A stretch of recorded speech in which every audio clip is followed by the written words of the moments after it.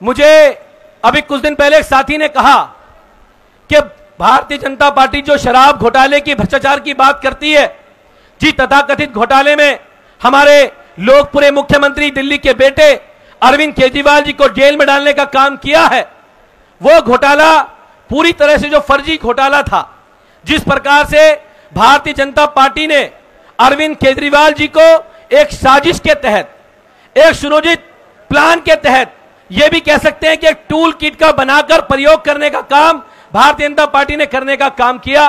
सारी प्लानिंग पहले रचने का काम किया, पहले यह करने का काम किया कि मुख्यमंत्री को कैसे गिरफ्तार किया जाएगा, उनको गिरफ्तार करने से पहले कैसे मनीष सिसोदिया जी को गिरफ्तार किया जाएगा, उससे पहले कैसे संजय सिंह जी को गिरफ्तार किया जाएगा, कैसे जैन साहब को गिरफ्तार किया जाएगा, पूरी की पूरी प्लानिंग बनाने का काम भारतीय जनता पार्टी ने करने का काम किया।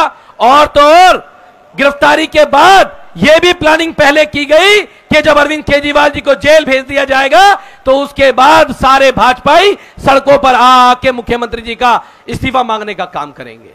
लेकिन साथियों, मैं एक जिम्मेदारी से एक बात कह रहा हूं आज यहां पर, जिस षड्यंत्र से, जिस प्लानिंग से दिल्ली के मुख्यमंत्री अरविंद केजरीवाल जी को गिरफ्तार किया गया है, मैं कहता हूं कि जिस दिन इस घोटाले, इस षड्यंत्र की जांच होगी तो देश के लोगों के सामने बात आएगी कैसे आपके बेटे अरविंद केजरीवाल जी को खत्म करने के लिए, आम आदमी पार्टी को नस्तानबूद करने के लिए क्या षड्यंत्र करने का काम मोदी जी ने करने का काम किया है देश के अंदर। यह सबके सामने आने का काम होगा और सबको इसके बारे में पता लगेगा कि किस प्लानिंग तक ये पहुंच गए।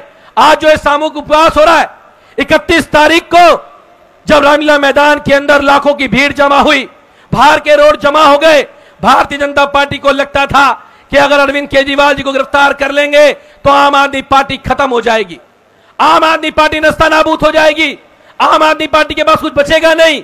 लेकिन यह आम आदमी पार्टी है, वो अरविंद केजरीवाल जी हैं। अरविंद केजरीवाल जी एक व्यक्ति नहीं है, अरविंद केजरीवाल जी एक विचार है। और आज इस देश में लाखों अरविंद केजरीवाल सड़कों के ऊपर उतरे हुए हैं, सड़कों के ऊपर खड़े हुए हैं। अरविंद केजरीवाल जी की विचारधारा है साथियों। अरविंद केजरीवाल जी ने इस देश के गरीब बच्चों के लिए एक नई दिशा देने का काम किया, एक गरीब के बच्चे को सपना पूरा करने का काम किया। आज मनीष सिसोदिया जी भी जेल के अंदर हैं, उनका क्या गुनाह है? उन्होंने एक गरीब के बच्चे को सपना पूरा करने का काम किया कि एक गरीब का, रिक्शे वाले का, ऑटो वाले का, सफाई कर्मचारी का बच्चा भी दिल्ली के सरकारी स्कूल में समान शिक्षा पाकर आईएएस और आईपीएस बन सकता है। यह सपना पूरा करने का काम किया। संजय भैया जेल से 6 महीने बाद आए। मैं कभी कभी सोचता हूं इनका गुनाह क्या था। ये तो सरकार में भी नहीं थे उस समय पे, ये तो राज्यसभा के सांसद थे। फिर मुझे पता लगा इनका गुनाह एक था कि अगर देश के सबसे बड़े तानाशाह के सामने लोकसभा के अंदर अगर आप खड़े होकर कहेंगे कि मोदी अडानी भाई भाई देश बेच के खाई मलाई, तो देश के तानाशाह की नजरों में तो खटकना पड़ेगा। देश की तानाशाह की नजरों में खटक गए। और मैं सबको एक बात कहना चाहता हूं, अब की बार ये 2024 का चुनाव है। ये 2024 का चुनाव आम आदमी पार्टी को जिताने का चुनाव नहीं है। ये 2024 का चुनाव कुलदीप कुमार को जिताने का चुनाव नहीं है। ये 2024 का चुनाव बाबा साहब अंबेडकर के संविधान को बचाने का चुनाव है। हम सबको यह ठान लेना है। ये भारतीय जनता पार्टी के लोग कहते हैं, भाजपा वाले कहते हैं। अभी इनके एक सांसद से पूछा गया कि भाई ये बताओ तुम 400 सीट क्यों लेके आना चाहते हो? उसने क्या जवाब दिया पता है? उसने कहा कि 400 सीट हम इसलिए लाना चाहते हैं क्योंकि हमें इस देश का संविधान बदलना है। सोचिए, वो इस देश का संविधान बदलना चाहते हैं। और अभी तो मैंने एक प्रत्याशी को भी सुना, उन्होंने भी कहा हमें 400 सीट चाहिए, इस देश का संविधान बदलना है। क्या नफरत है इन्हें संविधान से?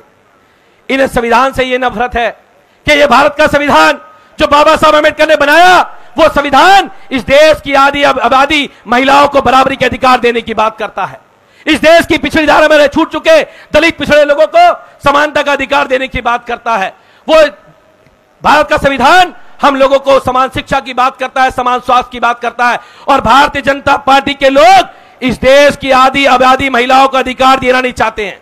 वो इस देश के दबे कुचले लोगों से उनके अधिकार छीनना चाहते हैं। वो उनसे शिक्षा का अधिकार छीनना चाहते हैं। इसलिए वो इस देश के संविधान को बदलना चाहते हैं। ये लड़ाई दो पाले में है। एक तरफ वो लोग हैं जो बाबा साहब अम्बेडकर के संविधान को बदलना चाहते हैं, जो इस देश के लोकतंत्र को कुचलना चाहते हैं, जो आपके वोट के अधिकार को छीनना चाहते हैं। और एक तरफ वो लोग हैं जो बाबा साहब अम्बेडकर के संविधान को बचाना चाहते हैं। और हम कह के जाते हैं यहां पर, अगर बाबा साहब अम्बेडकर के संविधान पे आंच आएगी तो अपनी गर्दन भी कटानी पड़ेगी, तो संविधान पे आंच नहीं आने देंगे। ये बात कह के जाते हैं। आज बाबा साहब अम्बेडकर संविधान की बदौलत यहां खड़े हुए, वरना हम क्यों खड़े होते? अरविंद केजरीवाल जी क्या काम कर रहे थे? वो बाबा साहब अम्बेडकर के सपने को पूरा करने का काम कर रहे थे। बाबा साहब अम्बेडकर कहते थे कि इस देश के हर दबे कुचले समाज के बच्चे को शिक्षा में बराबरी का अधिकार मिलना चाहिए। उन्होंने बराबरी का अधिकार दिया। मैं न्यू कोंडली के स्कूल में गया। न्यू कोंडली के स्कूल में एनुअल फंक्शन था। वहां पे टीचर ने बताया मुझे कि सर हमारे 12 बच्चों ने नीट का एग्जाम क्वालिफाई किया है और इनमें से किसी के पापा ऑटो चलाते हैं, किसी का रिक्शा चलाते हैं। आप सोचिए, सरकारी स्कूल में पढ़ने वाले ऑटो रिक्शा वालों के बच्चे आज डॉक्टर इंजीनियर बन रहे हैं। ये सपना किसने पूरा करने का काम किया? आज अरविंद केजरीवाल जी बाबा साहब अम्बेडकर के सपने को पूरा करने का काम कर रहे हैं।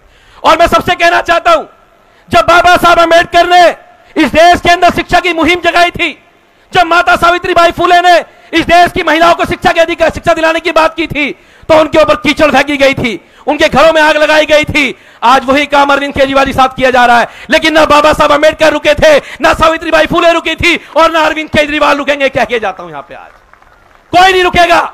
हम इस देश में सबको समान अवसर देने की बात करेंगे। तो साथियों, यह समय इस देश के संविधान को बचाने का है। और मुझे बाबा साहब अम्बेडकर की एक बात याद आती है।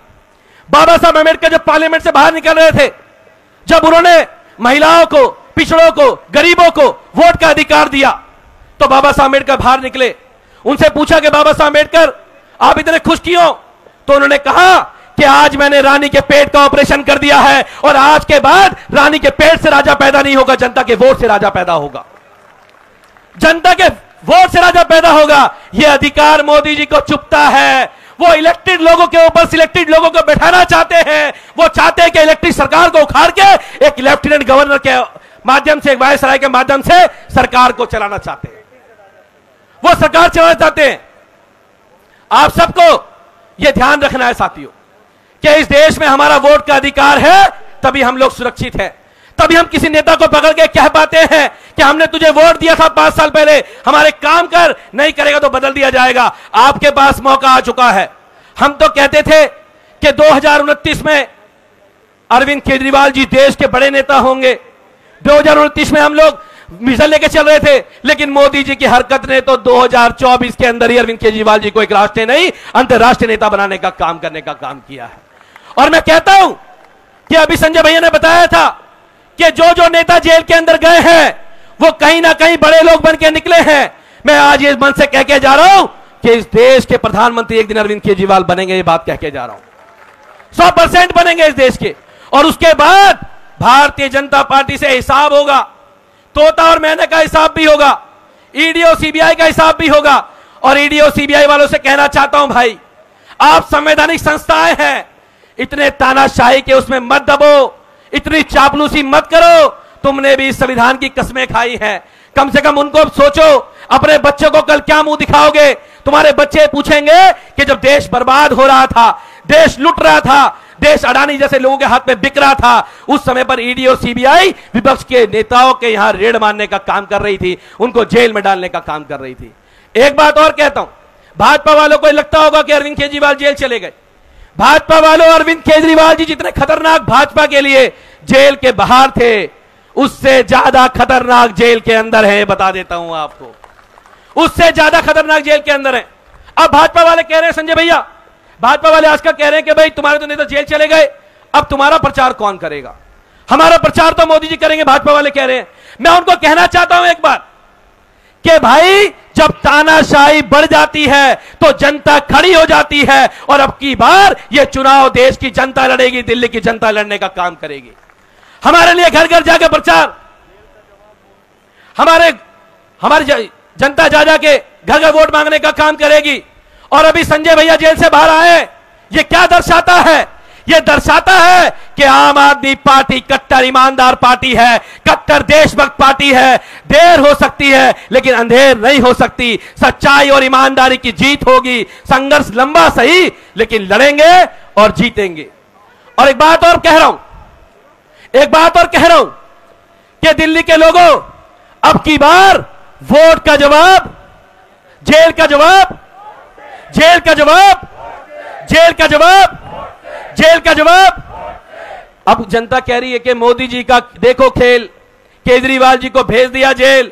और अब जनता कह रही है कि जेल का जवाब वोट से देंगे। और दिल्ली का एक एक बच्चा खड़ा हुआ है, देश का एक एक लोग खड़े हुए हैं और जेल का जवाब वोट से देंगे। और मैं भारतीय जनता पार्टी को कह के जा रहा हूं कि अब की बार भारतीय जनता पार्टी दिल्ली से तो सातों की सातों सीटें हारने जा रही है। यह बात पूरी जिम्मेदारी से आज यहां कह के जा रहा हूं।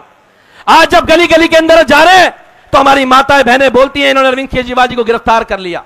क्या गुनाह किया था उन्होंने? अभी मैं दलूपुरा में गया था, वहां से आ रहा हूं, एक माता जी आई, उन्होंने कहा कि अरविंद केजरीवाल ने मुझे रामेश्वर भेजने का काम किया है, अरविंद केजरीवाल जी ने मुझे त्याग करने का काम किया है, मेरा बेटा जो काम नहीं कर पाया वो घर के बड़े बेटे अरविंद केजरीवाल जी ने करने का काम किया है, वो काम अरविंद केजरीवाल जी ने करने का काम किया है। आज दिल्ली के लोग उन्हें बेटा मानते हैं, अपना भाई मानते हैं। और एक बात और बता दूं, जब एक घर परिवार के अंदर अगर 4 बेटे भी होना और पता हो कि 4 पैसे वाले भी है, दबंग भी है, उनमें कोई एक छोटा हो, वो गरीब हो, उसे पैसा ना हो, लेकिन अगर बड़े वाले भी उसमें वो कुछ करते हैं, दबाव बनाते हैं, तो मां बाप भी अपने उस बेटे के साथ खड़े होते हैं जिसपे तानाशाही लागू की जाती है। आज अरविंद केजरीवाल जी के ऊपर संकट है, आप सब दिल्ली वालों को उनके साथ खड़ा होना पड़ेगा, इस लड़ाई में आगे बढ़ना पड़ेगा। आप सब ने मुझे यहां बोलने का मौका दिया, उसके लिए बहुत बहुत धन्यवाद। और अरविंद केजरीवाल जी के साथ कट्टर ईमानदारी से खड़े हैं, खड़े थे और खड़े रहेंगे। कोई ताकत नहीं है मोदी जी या भाजपा की कि आम आदमी पार्टी के विधायकों को, एक कार्यकर्ता को तोड़ के दिखा दे। मैं जिम्मेदारी से यह बात कह रहा हूं, कोई तोड़ के नहीं दिखा सकता। सारे लालच दे लिए, 25 करोड़ का ऑफर भी दे लिया सबको, मंत्री पद का ऑफर भी दे लिया, लेकिन मोदी जी को पता नहीं है भाई हम तो गरीब बेटे बेटियां हैं। मैं तो एक सफाई कर्मचारी का बेटा हूं, पूर्वी दिल्ली की सीट पर चुनाव लड़ रहा हूं, जनरल सीट है। कभी किसी ने सोचा नहीं था कि सफाई कर्मचारी का बेटे को भी कोई टिकट दे सकता है। ये सपना अगर किसी ने पूरा करने का काम किया तो इस देश के अंदर एक नेता है अरविंद केजरीवाल, जो समानता की बात करते हैं, उन्होंने दिखाने का काम किया। वो हमेशा एक बात बोलते हैं संजय भैया कि अगर आप में प्रतिभा है तो आपके पास पैसा आपके बच्चे की पढ़ाई में बाधा नहीं बनेगा। आज उन्होंने साबित कर दिया कि अगर आप में टैलेंट है तो आपकी जाति, आपका पैसा, आपका परिवार, उसमें बाधा नहीं बनेगा, आप भी कहीं चुनाव लड़ सकते हो। ये कहने का काम अरविंद केजरीवाल जी ने करने का काम किया। तो ऐसे नेता को मोदी ने जेल में डाला और देश के लोग, देश की जनता उन्हें जवाब देने का काम करेगी। बहुत बहुत धन्यवाद, बहुत बहुत आभार। भारत माता की, भारत माता की जय भीम, जय संविधान।